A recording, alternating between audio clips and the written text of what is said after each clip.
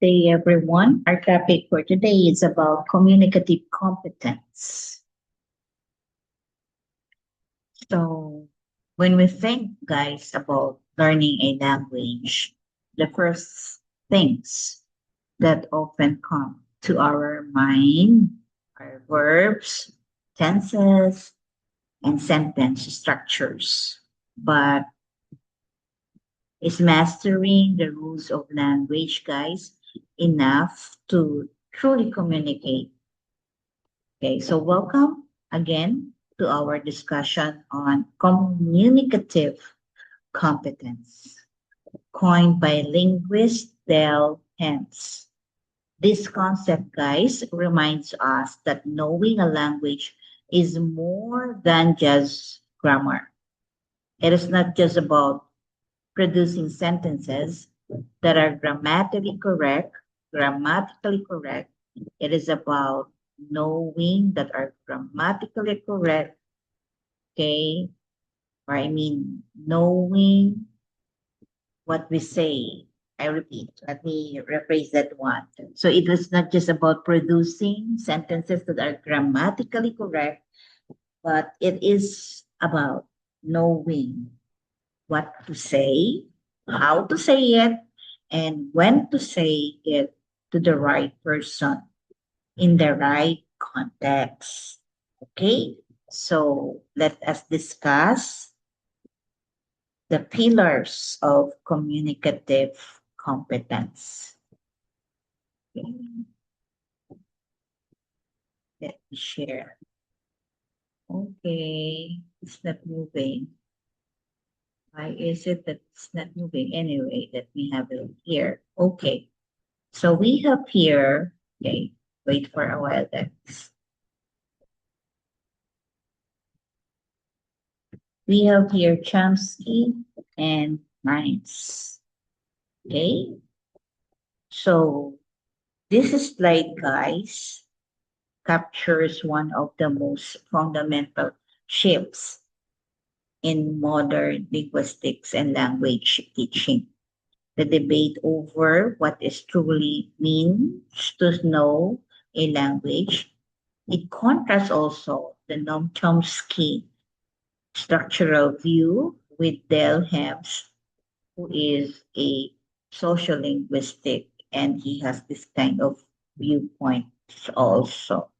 Okay, let us first discuss about Chomsky. Okay, linguistic competence according to Noam Chomsky, the theoretical mind. So we have here in the 1960s, linguist Noam Chomsky focused strictly on linguistic competence, psychological knowledge of grammar rules. But let me expand on this one.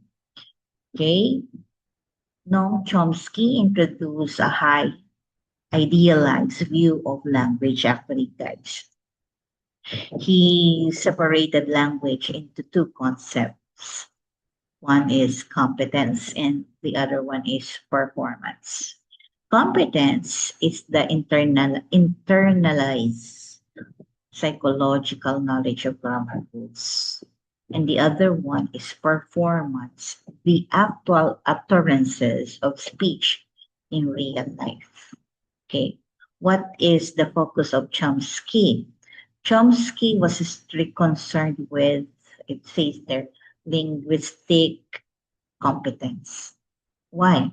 He wanted to understand how the human brain instinctively master syntax, phonology, and morphology. Okay. His theories often assume often assume an ideal speaker listener in a completely homogeneous speech community.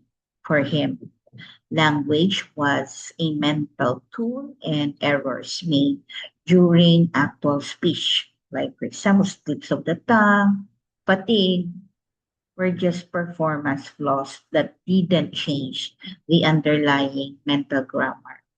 And his views treats language like a mathematical equation, purely logical and isolated from human interaction.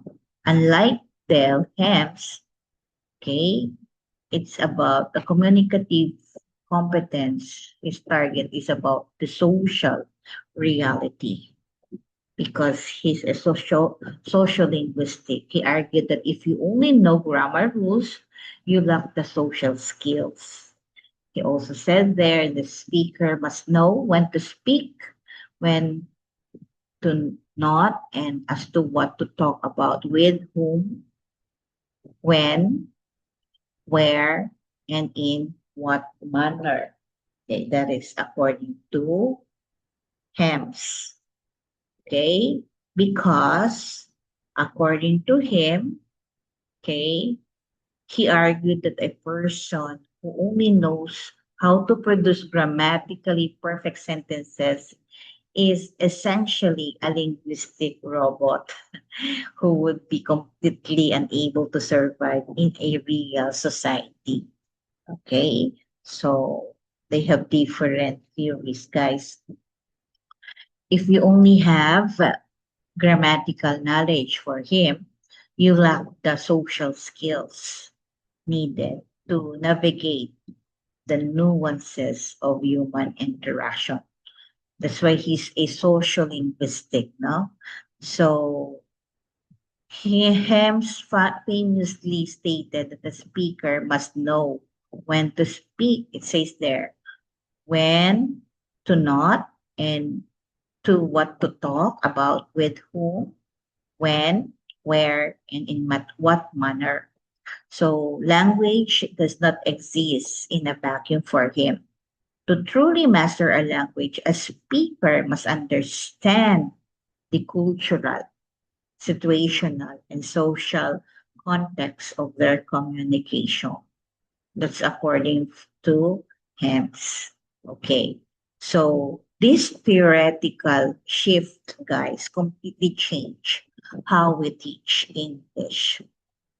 It moved the classroom away from memorization of grammar formulas, and it gave birth to communicative language teaching. So today, guys, instead of just grading students on perfect syntax, educators focus on whether you, as students, can successfully negotiate meaning, adapt your own tone to your audience, and navigate real world social context. Okay, so let's move on to another slide. Okay, let's have the framework of Michael Kennel and Meryl Swain build a practical framework. It says there grammatical competence, traditional mechanical knowledge, vocabulary, syntax, and spelling. It ensures our sentences are structurally correct. And social linguistic competence, this is our cultural compass. It dictates politeness, tone, and register. So let's go back to Michael Kennel. So before 1980, guys, educators struggled with how to grade or teach communicative competence based because communicative competence because it felt too broad. So Kennel and Swain solved this by establishing a clear framework, and they argued that true communication is a combination of different sub-competences. So by breaking it down, they showed that grammar and culture are not mutually exclusive. They must work together. Okay, so that's why we have this one. Now we're presenting to you their theories. Another is that they said discourse competence is the ability to connect sentences together into a cohesive whole. It is what allows us to tell a story, write smooth report, or hold a continuous conversation without sounding disjointed. And another one is what we call strategic competence. This is our communication safety net. It involves using gesture, paraphrasing, and then uh, we have there also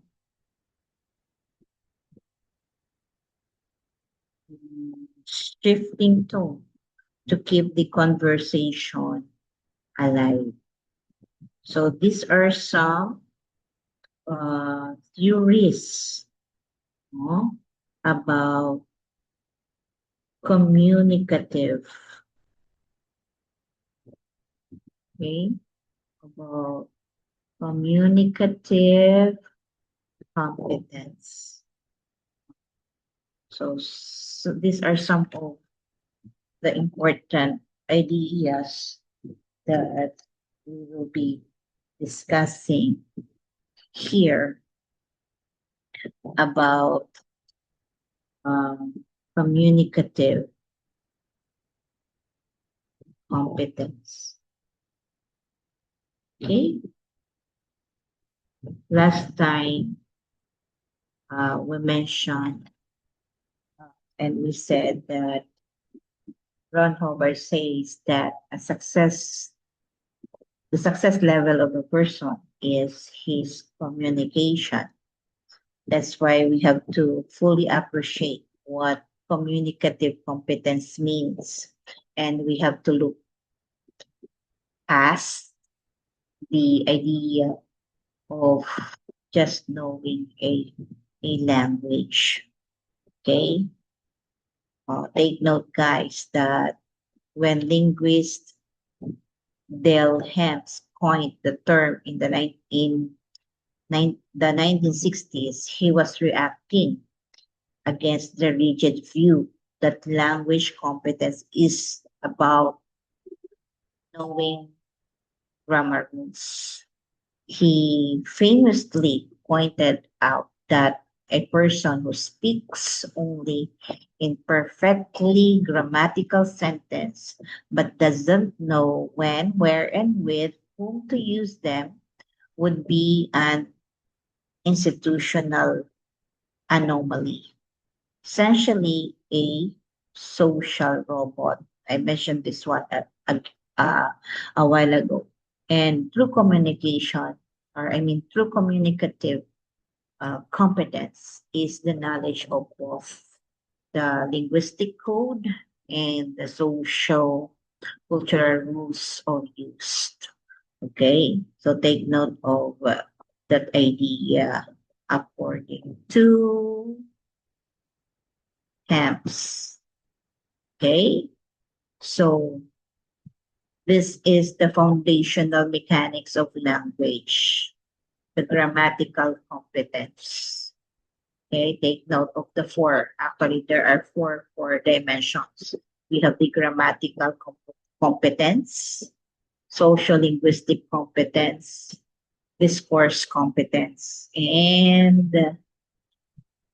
strategic competence. Okay, so if we're talking about communicative competence, take note of the the four core dimensions. First, the grammatical competence.